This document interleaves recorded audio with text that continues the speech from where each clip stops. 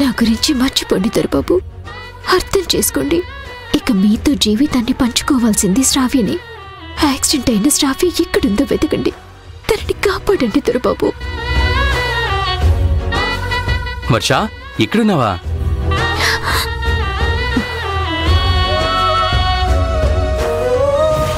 వర్ష, ఆ కన్నీళ్ళేంటి?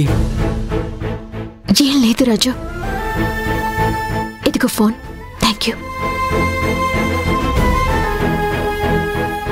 మన మధ్య థ్యాంక్స్ ఎందుకు కానీ నువ్వు ఎందుకు బాధపడుతున్నావు వర్ష?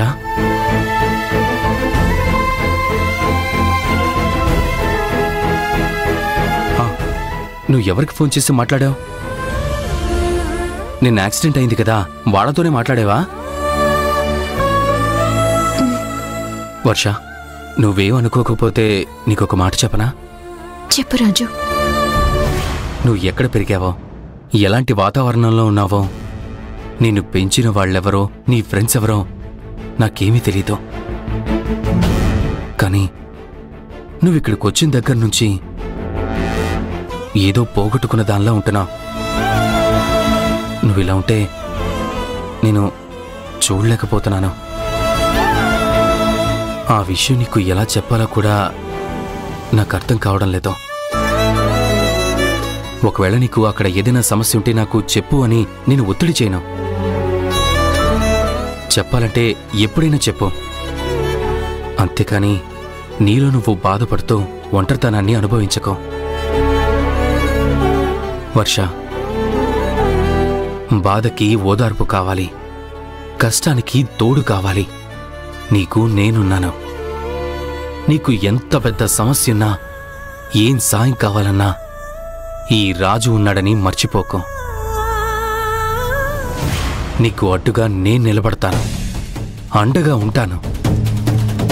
దయచేసి ఇంకొకసారి కన్నీళ్లు మాత్రం పెట్టుకోకు. నేను తట్టుకోలేను.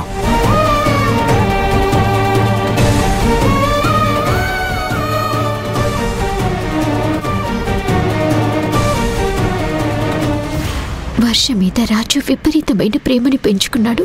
కన్నీళ్లు చూస్తేనే తట్టుకోలేని మనిషి వర్ష చనిపోయిందని తెలిస్తే ఎలా తట్టుకోగలడు?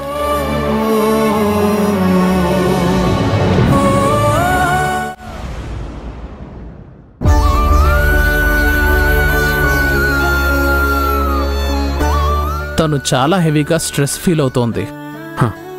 దానివల్ల బ్రెయిన్లో నర్వస్ సిస్టమ్ సివియర్గా డ్యామేజ్ అయింది. తన కండిషన్ ఏంటి సార్? అప్పుడే సిచ్యువేషన్ని డయాగ్నోస్ చేయలేం సార్. సమ్ టైమ్స్ గతాన్ని కూడా మర్చిపోయే ప్రమాదం కూడా ఉంది.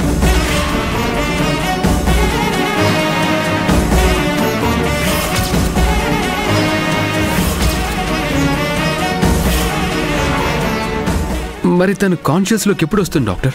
ఎనీ టైం తన కాన్షియస్లోకి రావచ్చు. ప్రెషర్ ఫీల్ అయితే దాని ఎఫెక్ట్ ఇంత దారుణంగా ఉంటుందా డాక్టర్? డెఫినెట్గా ఉంటుంది.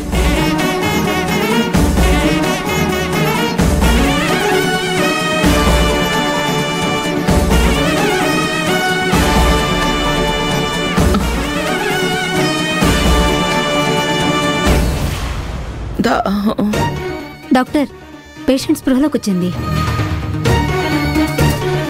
సిస్టర్, తనని కూర్చోబెట్టండి. అత్తయ్య,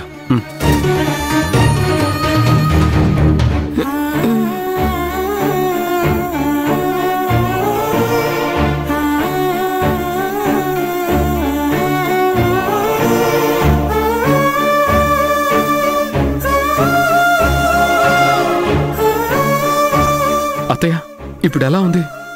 కళ్ళు తిరగడం తగ్గిందా? ఎవరు బాబు నువ్వు?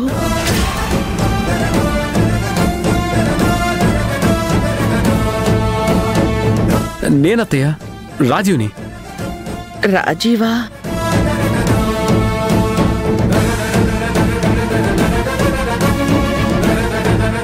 నువ్వెవరో అసలు గుర్తుకు రావడం లేదు బాబు. తను ఒక్క నిమిషం సార్. అమ్మా, నీ పేరేంటి? నా పేరు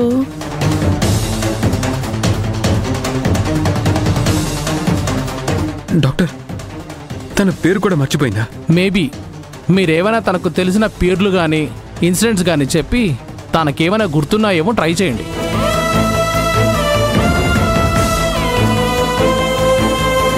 అత్తయ్య, మీకు జ్యోతి గుర్తుందా?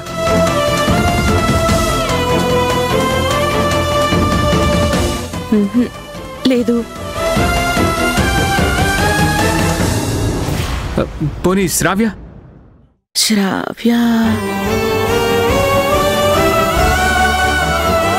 ఆహా, లేదు బాబు. మీరు కళ్ళు తిరిగి పడిపోకముందు ఒక్కసారి గుర్తు తెచ్చుకోండి ఏం జరిగిందని.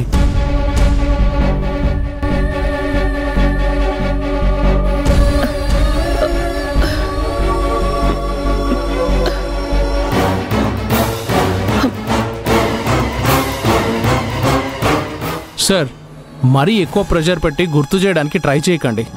Leave her alone for some time. నేను హాస్పిటల్లో ఎందుకున్నాను? నాకేమైంది? మీకేం కాలేదు. నీరసం వల్ల కళ్ళు తిరిగి పడిపోతే హాస్పిటల్లో అడ్మిట్ చేశామంతే.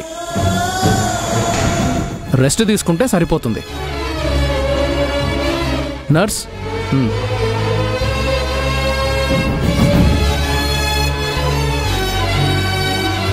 సార్ మీరు ఒకసారి నాతో రండి.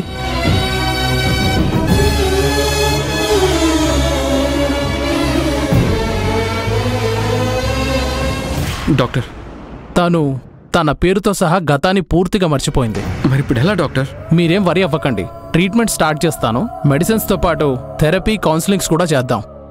కాకపోతే తను కొన్నాళ్ళు ఎలాంటి స్ట్రెస్ మైండ్ మీద తీసుకోకూడదు. మీరే జాగ్రత్తగా చూసుకోవాలి. Sure doctor.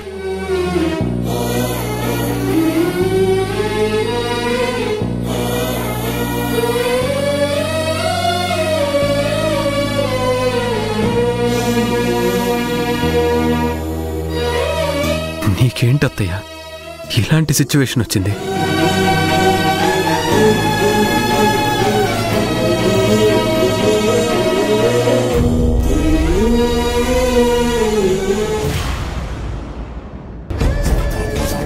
ఎట్టి పరిస్థితుల్లో వర్ష పేరు మీద ఆస్తి రిజిస్ట్రేషన్ కాకూడదు.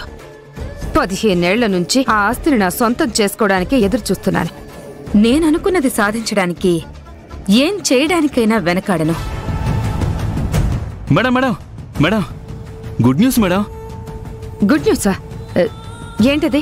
మేడం, ఈ న్యూస్ వింటే మీరు ఆనందంతో ఉబ్బి తప్పిపోతారు. వయసుని మర్చిపోయి ఆనందంతో గంతులు వేసేస్తారు. ముందు అసలు విషయం చెప్పు. మీరొక మాట ఇస్తే చెప్తా. ఏంటది? నేను మీకు గుడ్ న్యూస్ చెప్పినందుకు నాకు 1 మంత్ శాలరీ బోనస్గా ఇవ్వాలి. 1 మంత్ ఏంటి? నిజంగా అది గుడ్ న్యూస్ అయితే 4 నెలల శాలరీ బోనస్గా ఇస్తాను. అయితే చెప్పేస్తున్నాను, ఎగిరి గంతేయడానికి రెడీగా ఉండండి. ముందు చెప్పు. ఇప్పుడే హాస్పిటల్ నుంచి ఫోన్ వచ్చింది మేడం. శారద గతాన్ని మర్చిపోయిందంట.